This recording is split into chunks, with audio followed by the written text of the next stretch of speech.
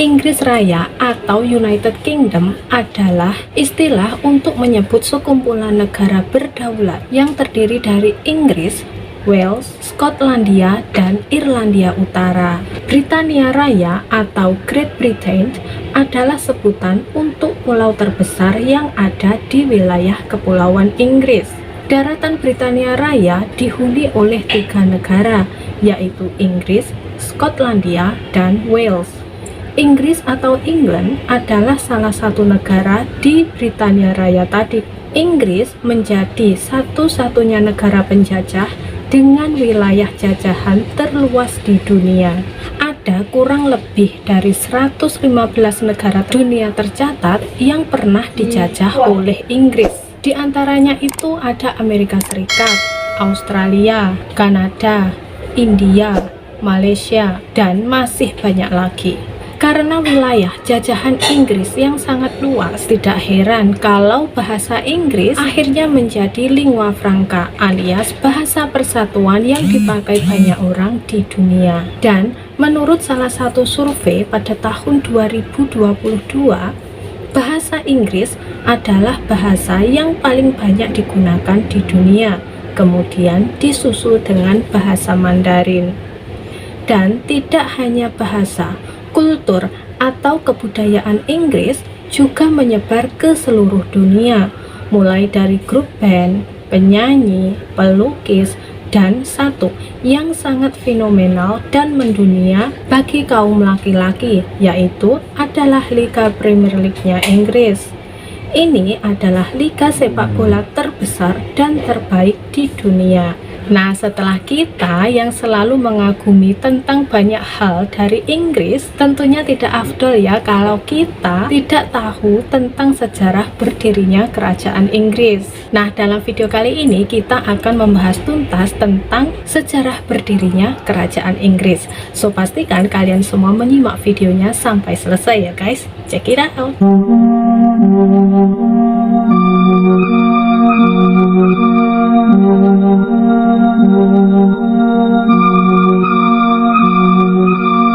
Nenek moyang bangsa Inggris dulunya itu adalah Homo sapiens yang berasal dari daratan Eropa. Awalnya dulu wilayah Britania itu menyambung ke daratan Eropa. Orang-orang Eropa saat itu kemudian bermigrasi ke daratan Inggris, yaitu tepatnya sejak 10.000 tahun yang lalu. Mereka kemudian menetap di daerah itu dan menjadi suku asli di sana. Dipercaya manusia-manusia awal inilah yang kemudian membangun Stonehenge. Kemudian ada lagi suku bangsa baru yang bermigrasi ke daratan Inggris, yaitu pada sekitar tahun 1500 sampai 500 sebelum Masehi. Mereka adalah kaum Celtic. Mereka kemudian berbaur dengan pendatang sebelumnya alias suku asli di sana dan membuat kebudayaan baru. Ini bisa disebut sebagai zaman perunggu. Kemudian sekitar tahun 55 sebelum Masehi, bangsa Romawi datang ke wilayah Britania di bawah pimpinan Kaisar Claudius. Kedatangan orang-orang Romawi ke daratan Inggris bisa dibilang banyak membawa pengaruh yang signifikan. Mereka membawa agama Kristen, sistem pemerintahan, dan mendirikan beberapa kota yang masih ada sampai sekarang. Di antaranya itu ada London, Manchester, Colchester, Lancaster. Nah, itu semua awalnya didirikan oleh orang-orang Romawi.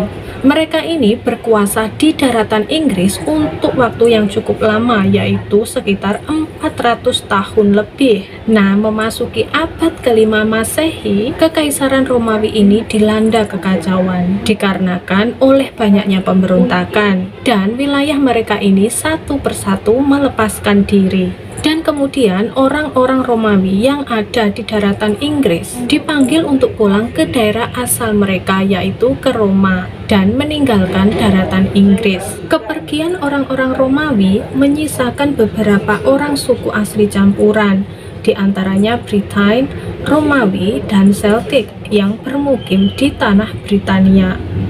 Karena orang Romawi sudah tidak ada, maka terjadilah kekosongan kekuasaan.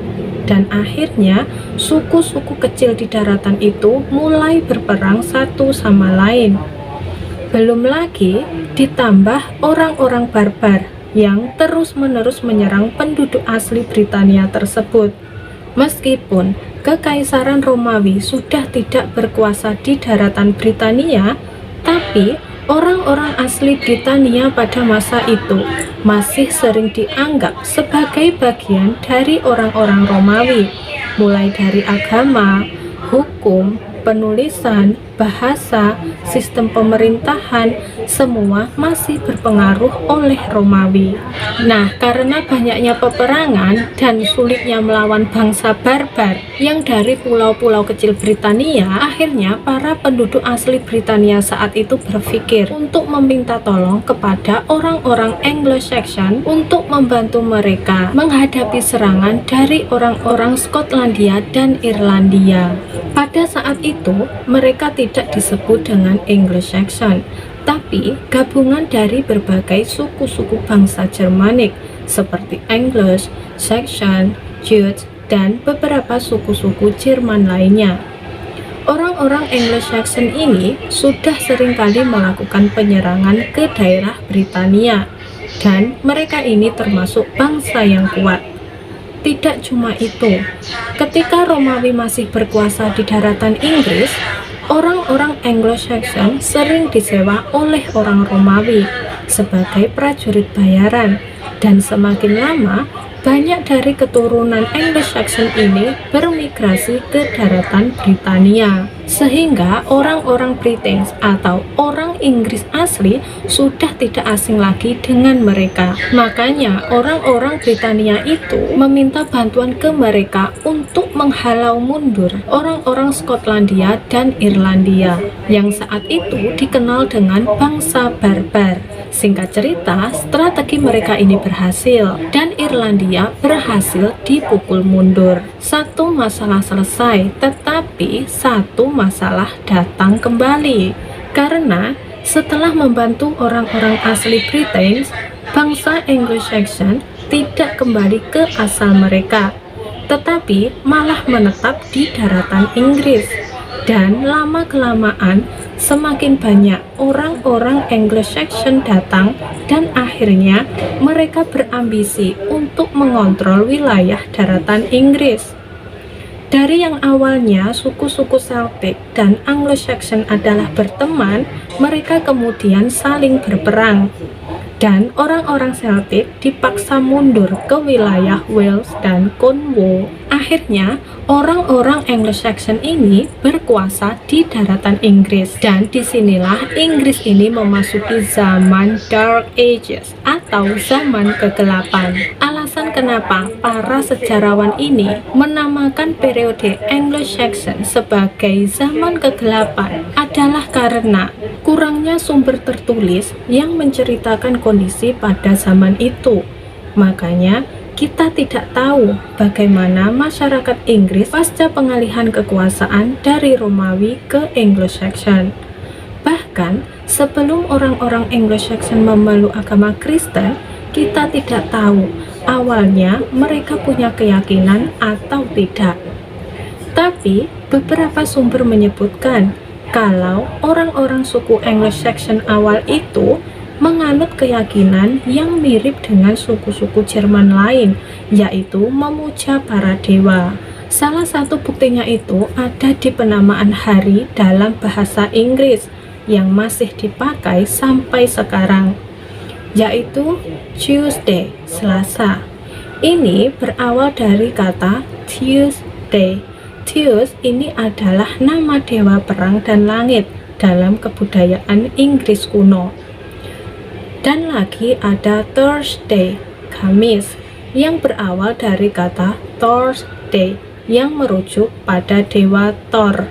Selain kepercayaan, dikatakan juga bahwa Anglo-Saxon tidak punya bahasa penulisan sendiri pada waktu itu. Makanya tidak banyak sumber-sumber tulisan yang bisa dijadikan sebagai acuan soal bagaimana peristiwa pada masa itu. Tapi di zaman sekarang, apabila kita mencari rujukan sejarah Inggris, zaman Anglo-Saxon berkuasa ini tidak lagi disebut sebagai Dark Ages, tetapi sebagai Early Revolt atau awal abad pertengahan. Pada awal mereka berkuasa, daratan Inggris terbagi menjadi beberapa kerajaan-kerajaan kecil seperti Bernicia, East Anglia, Essex, Kent, Lindsey, Mercia, Wessex, dan Sussex. Kemudian, kerajaan-kerajaan itu bergabung menjadi 7 wilayah kerajaan utama, yaitu Kent, Essex, Sussex, Anglia Timur, Mercia, dan yang terakhir adalah Northumbria.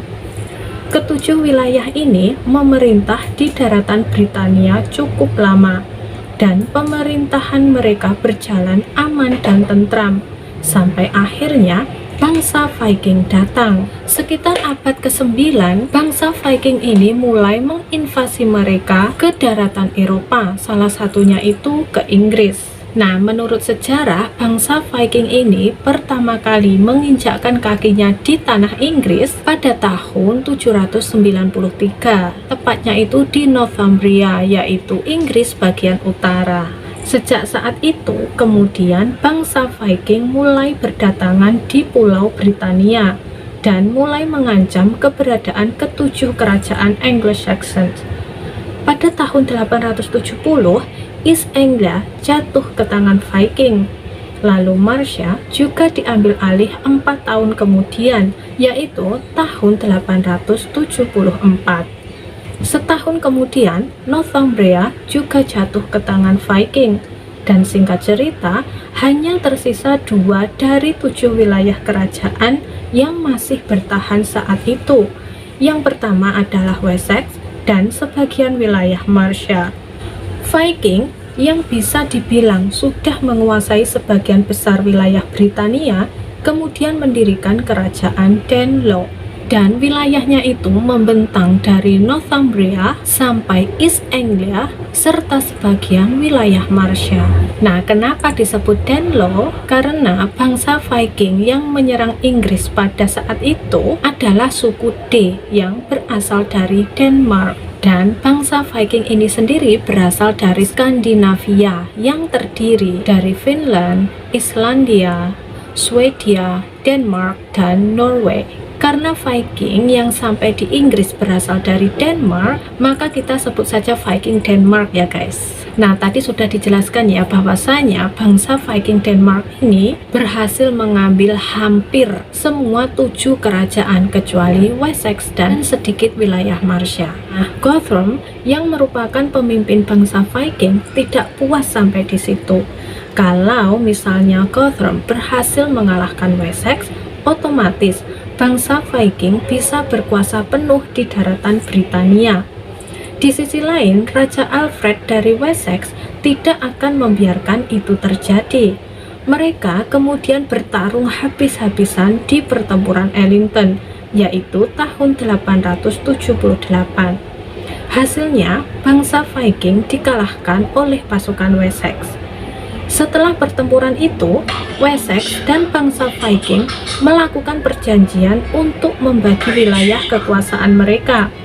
Wessex tetap pada tempatnya dan tidak boleh diserang lagi, sedangkan Viking mendapat wilayah di bagian utara dan timur Pulau Britania. Setelah Raja Alfred meninggal, ia digantikan oleh Raja Edward the Albert, dan Raja Edward ini mempunyai adik perempuan yang bernama Ethelflaed yang kemudian memerintah di Mercia, dan Ethelflaed ini mempunyai julukan Lady of the Marches.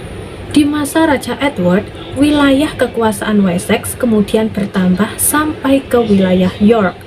Ethelflaed juga berhasil menambah wilayah kekuasaan Mercia sampai ke perbatasan York. Saat Ethelflaed meninggal, terjadi kekacauan di Mercia yang kemudian mengakibatkan Raja Edward mengambil alih wilayah Mercia dan masuk ke dalam wilayah kekuasaan Wessex. Sehingga dari ketujuh kerajaan tadi, sekarang hanya tersisa kerajaan Wessex. Saat Raja Edward meninggal, yaitu tahun 924, dia digantikan oleh anaknya yang bernama Athelstan.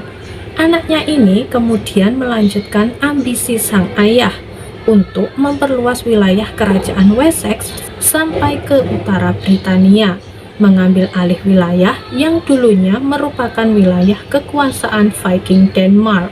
Perebutan kekuasaan oleh Athelstan ini berhasil, dan sekarang wilayah-wilayah 7 kerajaan di awal tadi menjadi satu pemerintahan di bawah Athelstan, dan ini terjadi pada tahun 927 Masehi. Wilayah ini kemudian dikenal sebagai England atau Inggris. Dan kemudian Athelstan memproklamirkan dirinya sebagai King of the English, alias Raja dari orang-orang Inggris. Beberapa orang berpendapat kalau zaman inilah awal mula kerajaan Inggris terbentuk. Pada saat yang sama, ternyata suku-suku di wilayah utara Britania sudah membentuk kerajaan yang dikenal sebagai Kerajaan Alba atau dikenal sebagai Kerajaan Skotlandia.